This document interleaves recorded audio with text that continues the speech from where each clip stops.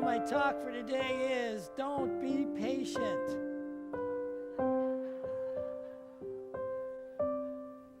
So, patience.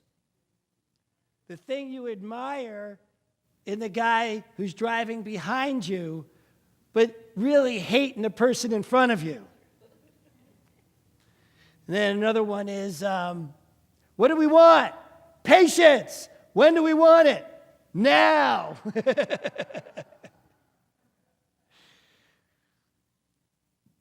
There's a lot of folks who really spout the virtues of patience. Like your boss when you ask for a raise or a promotion. Or your landlord when you're looking for something to get fixed in your apartment. Teenagers. Don't we talk about how much patience is required with teenagers? When you call for customer service and they tell you how important your call is and that you'll be the next one answered in about 2.5 hours. Or maybe you're dating somebody who has asked for your patience and it's been years and they still haven't popped the question. Whatever it may be, the people who are spouting that we should have patience are the ones who want it from you. And we have bought in. Here's the problem. To cultivate patience, you have to not get what you want. Because you can't, what do you need patience for if you get what you want? So the only time we ever need to cultivate patience is when we're not getting what we want. I don't think that's a really good idea. So I have come up with another plan.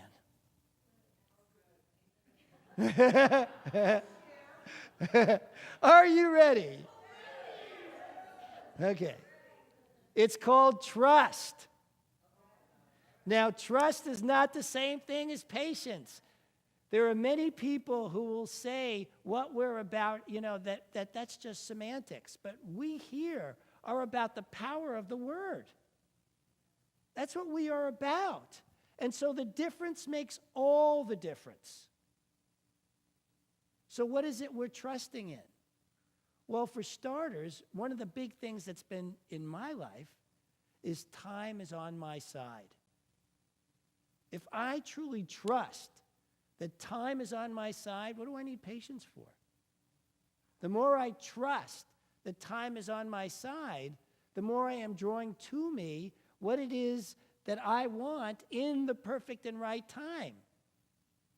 Trusting that it will show up in exactly the perfect and right time.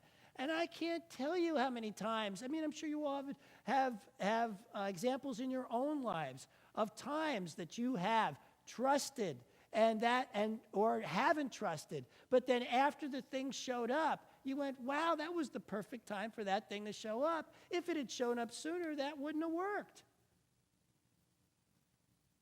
I'm officiating a wedding of 2 high school sweethearts who parted for 40 years and then found each other again.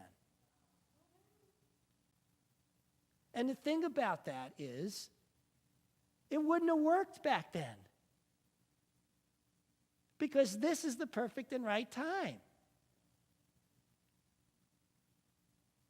And so a lot of times we can say stuff like, geez, I wish I'd thought of this sooner or I had this sooner. But in the end, it's the perfect and right time because this is when we were ready. And getting ready is what it's all about. Being willing, open, trusting. These are the things that make for power. The deeper we can trust, the deeper we can go into that place of knowing perfect and right time. I have a funny story about the time is on my side thing. There was a time about a decade ago when I was late all the time. Pretty much rushing and anxiety, rushing around, always trying to make that next meeting, and late, like constantly. And then I came up with this affirmation, time is on my side. And every time I felt myself rushing, every time I felt myself be late, I'd go into time is on my side, time is on my side. After about 2 years, I noticed I was always on time, and I wasn't rushing anymore. That it had sunk in so well because I kept saying it, that it was now actually outpicturing as my reality.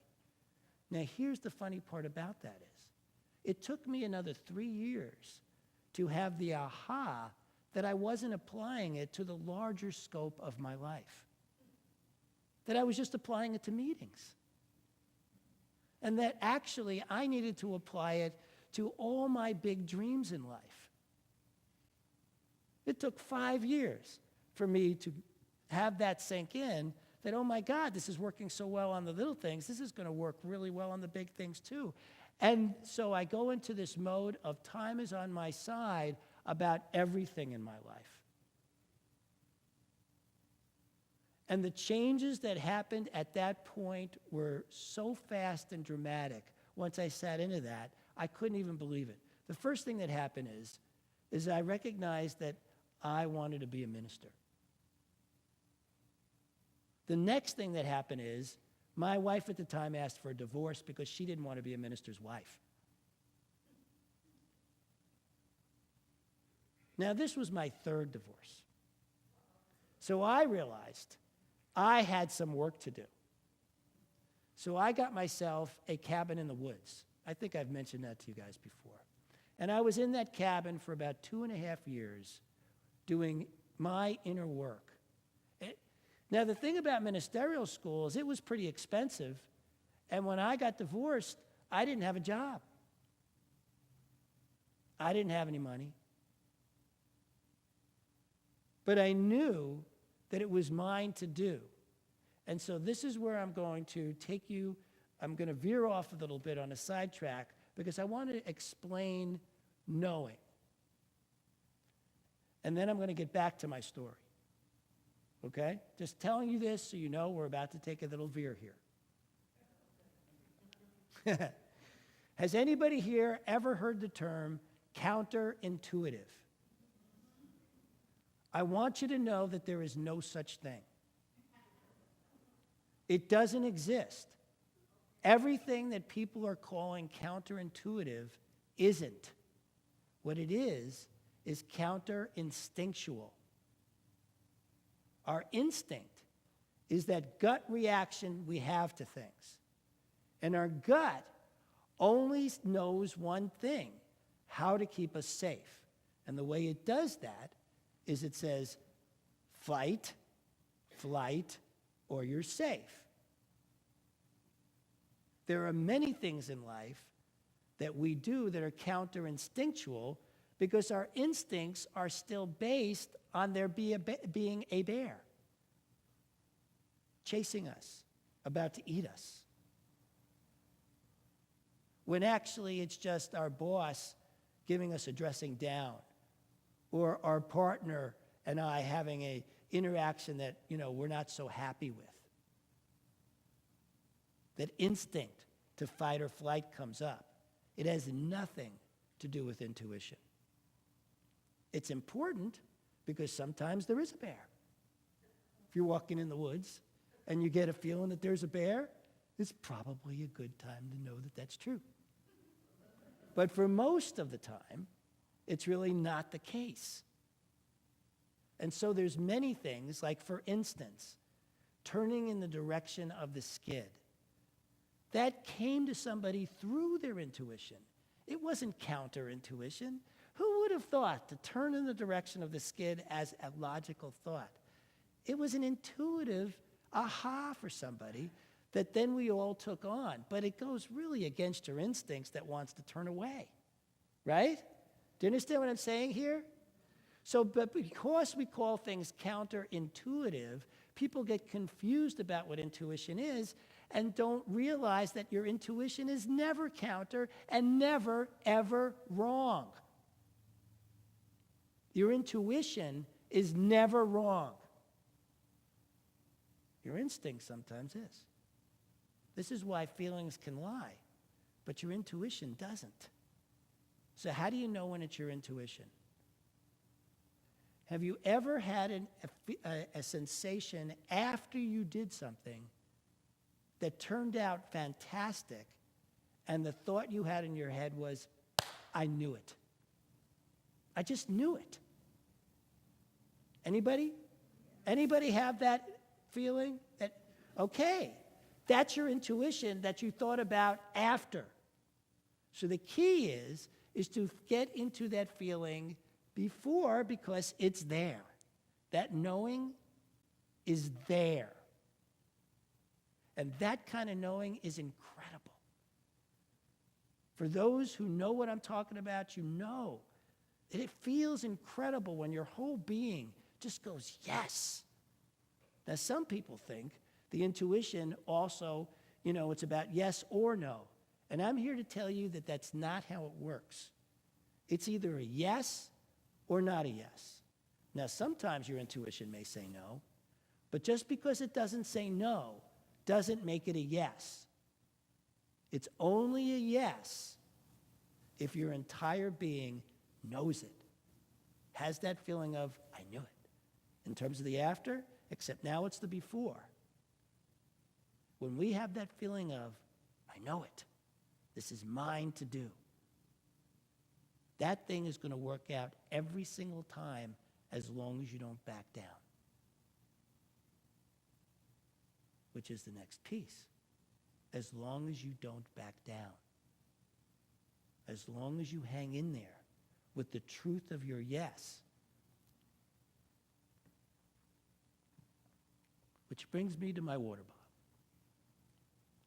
Imagine that the only way to get to what you want, to have it demonstrate, to have it show up in your life, was your power had to build to this point on the bottom.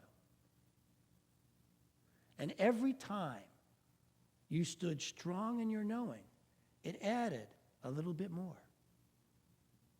Maybe a lot more. I mean, sometimes we just know so deeply, it jumps straight to the top, like hitting one of those things at the carnival. Bang, just goes bang, and boom, it shows up, right? So imagine that that's what this is like. This is your bing, and it shows up. Now imagine that every time you doubt and have fear, it's like taking a spike and sticking it in the bottom and just draining that water out, draining that power away. So for many people, what happens is they gain a little bit of power, then they get doubt. They get a little bit of power, and then they get doubt. They get a little bit of power, and then they get doubt. And they never build up the kind of power it actually takes for something to show up.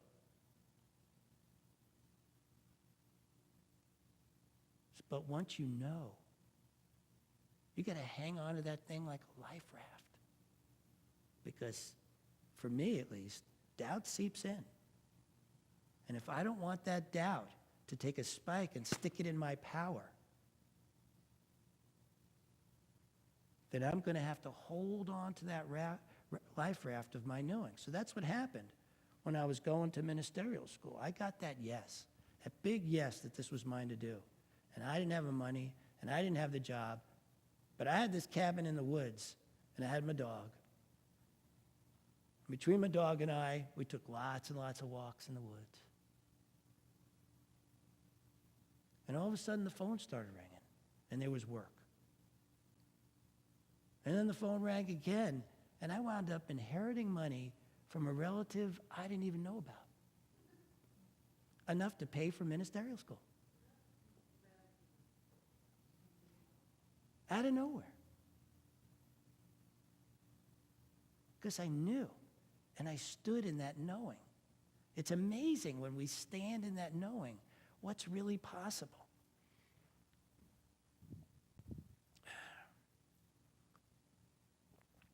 Oh, I got quotes. Whoops, wrong page.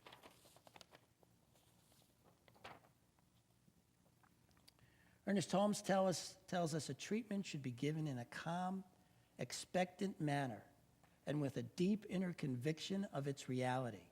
without any fear or any sense that the human mind must make it effective. The work is effective because the law is always in operation.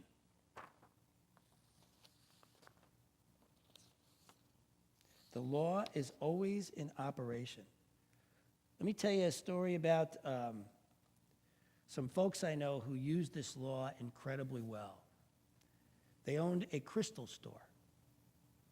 And they used to, every once in a while, bring in these gigantic crystals. I mean, I'm just talking huge.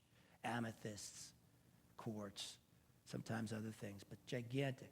And to buy one of those things cost a fortune.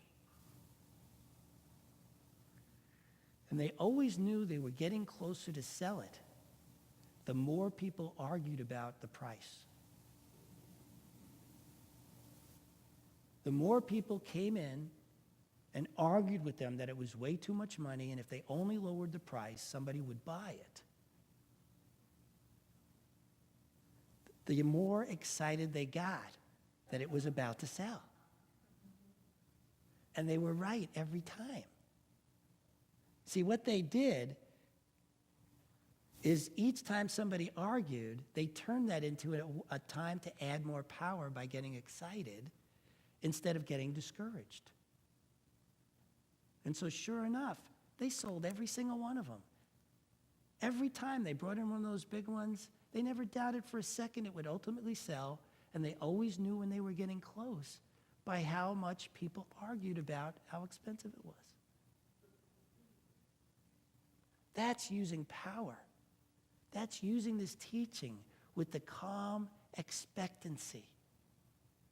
That's what it is we're after here, right? Isn't that what it is we want? Yes.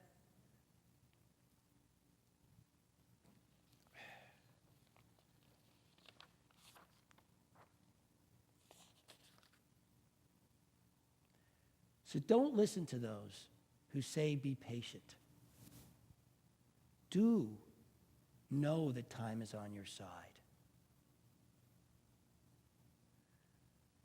Don't stand... Oh.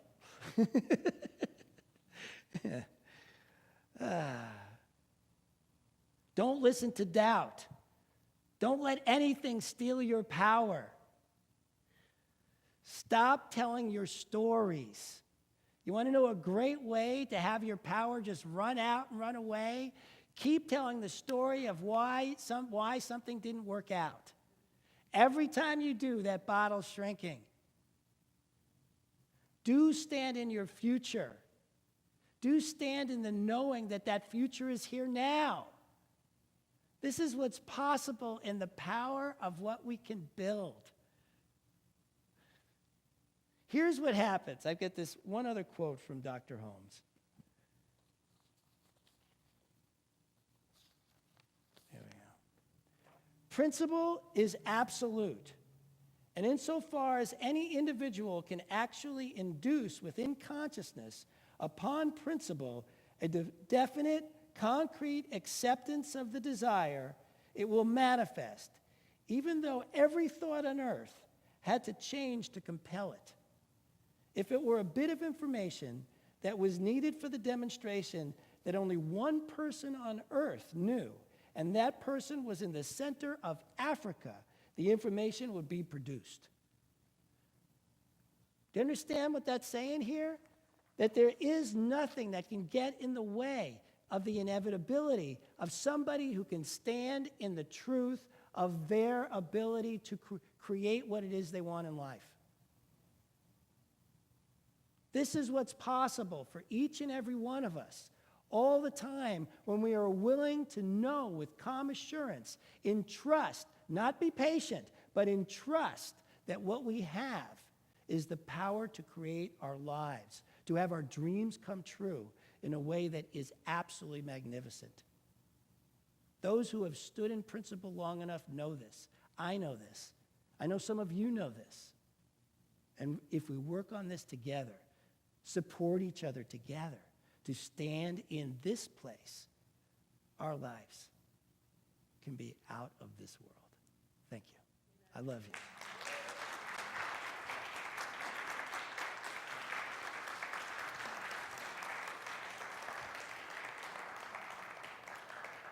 All right?